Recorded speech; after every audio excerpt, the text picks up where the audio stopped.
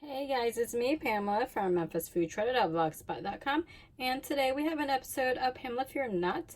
I'm trying out this recipe I saw on a food video today. I was supposed to be lesson planning, doing PowerPoints in preparation for teaching in a couple weeks, but I decided I can do that later tonight. So instead, we're going to try this 2-ingredient coconut drops or coconut macaroons. I love 2-ingredient recipes. I do this 2-ingredient pizza dough, and actually I made that today. But so we're going to try this one and hopefully it turns out well. I'm going to dip some of them in chocolate. So we're going to also do melted chocolate. That's going to not count as our 2-ingredient coconut macaroon though, but you could technically say it's 3 ingredients. So if you're interested in seeing how these easy coconut drops or coconut macaroons come together, then keep watching. I actually halved the original recipe of this, so it's a little harder to measure, I guess. But I did half a bag of unsweetened coconuts, which was 7 ounces, plus half a can of condensed milk, or 7 ounces of condensed milk. And I just mixed all of it together. This made 20 macaroons for me, so if you didn't want to measure, then you can get about 40 macaroons by doing a whole can of condensed milk and a whole bag of unsweetened shredded coconut. You can do sweetened, but I feel like it's going to be way too sweet because the condensed milk is sweet, and then if you did dip this in chocolate, then of course that's sweet as well.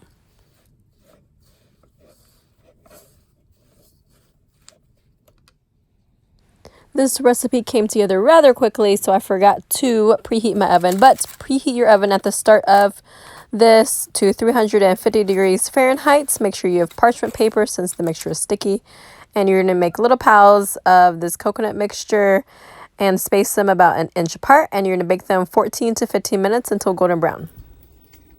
While the first batch is baking, I'm going to make my chocolate ganache. So I'm going to do a double boiler. And so chocolate ganache is already 2 ingredients, but I did about half a cup of whipping cream with half a little container I had of melting chocolate, but it was about 3.5 ounces is what I used. So you can use your favorite chocolate chips, semi-sweets, anything you use for chocolate melting. And you're going to place this over a pot of about an inch worth of water. So you're going to let the water simmer or heat up, and then your bowl will be on top, and once the bowl starts heating up, then you can start whisking until it's nice, shiny, and smooth. So my first batch is done, and as you can see, the coconut milk or condensed milk kind of seeped out a little. They are nice and golden brown, but they're a little bit flatter than I had anticipated. So I'm going to try and add more shredded coconuts to my mixture to see if the second batch will come out a little better, or at least the shape just kind of stays in that pile form, hopefully.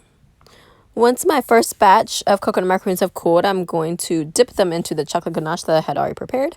So I'm going to dip them halfway and see how I like the look of them. I ended up dipping some halfway and some I flipped upside down. It was a little bit difficult to have the chocolate kind of adhere to the coconut just because of they're kind of spiky. So I think next time I'm going to just use a spoon to drizzle the chocolate ganache on top.